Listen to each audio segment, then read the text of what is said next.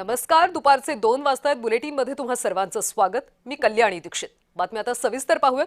बोरिवली राष्ट्रीय उद्यानातल्या आदिवासी पाड्यांवर कारवाई करण्यात आली आणि या कारवाई दरम्यान पोलिसांवर जमावाने दगडफेक केली. गर्दीला मागे जाण्यास सांगितल्याने जमाव संतापला. पोलीस कारवाईला आदिवासी समाजाने तीव्र विरोध केला.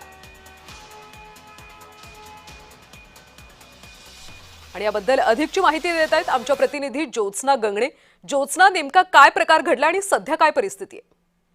अगदी बरोबर आहे. आपण बघतो की बोरिवली संजय गांधी नॅशनल पार्क जे आहे त्या ठिकाणी पोलिसांमध्ये आणि तिथे राहणारे अतिक्रमण करून राहणारे जे काही लोक आहेत त्यांच्यामध्ये आज जी आहे ती दगडफेक झाली. मुंबई उच्च न्यायालयाने 5 दिवसापूर्वी संजय गांधी राष्ट्रीय उद्यानाबाबत जे आहे वनजमिनीवरील बेकायदेशीर अतिक्रमण हटवण्याचं आणि ज्यांचं पुनर्वसन करण्यात आलेलं आहे त्यांना तिथून हटवण्याचे आदेश जे आहे ते मुंबई उच्च न्यायालयाने दिले होते.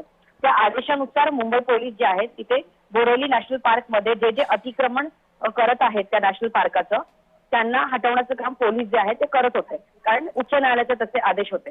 अतिक्रमण हटाव मोहीम ही जी आहे ती उच्च न्यायालयाच्या आदेशानुसार होत होती आणि वन विभाग आणि पोलिसांच्या पथकाद्वारे तिकडच्या बेकायदेशीर वसाहत जी आहे त्याच्यावरती कारवाई करण्यात होती. मात्र ही कारवाई करत असताना तिथे जे अतिक्रमण करून राहणारे काही आदिवासी पाडे जे आहेत ज्यांचं पुनर्वसन झालेलं सुद्धा आहे त्यांना मात्र जे आहेत त्यांनी मात्र पोलिसांच्या या अतिक्रमण हटाव मोहिमेचा विरोध केला. पहिल्यांदा म्हणजे शिवीगाळ करण्यात आली आणि त्याच्यानंतर जे आहे ते पोलिसांवरती दगडफेक करण्यात आली. या सर्व जिथे अतिक्रमण करून राहणारे लोक आहेत त्यातले काही आदिवासी आहेत तर काही जे आहेत ते अमराठी आहेत, जिथे बाहेरून आलेली लोक जे आहेत तिथे अतिक्रमण करत असतात. सगळे तिथे असणारे आदिवासी आहेत असं नाहीये आणि त्यामुळे बेकायदेशीरपणे यांच्या ठिकाणी राहणं, सरकारी प्रॉपर्टीवरती राहणं याच्यावरती कारवाई करत असताना पोलिसांवरती जे आहे ते दगडफेक करण्यात आली. आता सध्या तिथे परिस्थिती जरी शांत असली तरी बोरिवली राष्ट्रीय उद्यानामध्ये आता सामान्य नागरिकांना ये जा करण्यास सध्या बंदी करण्यात आलेली आहे आणि जमावबंदी घालण्यात आलेली आहे. नक्की ज्योत्स्ना, या आदिवासींच्या आणि इतर नागरिकांच्या आता पोलीस नेमकी कशी समजूत काढतात आणि पुढची कारवाई कशी होते हे पाहावं लागेल. धन्यवाद माहितीसाठी.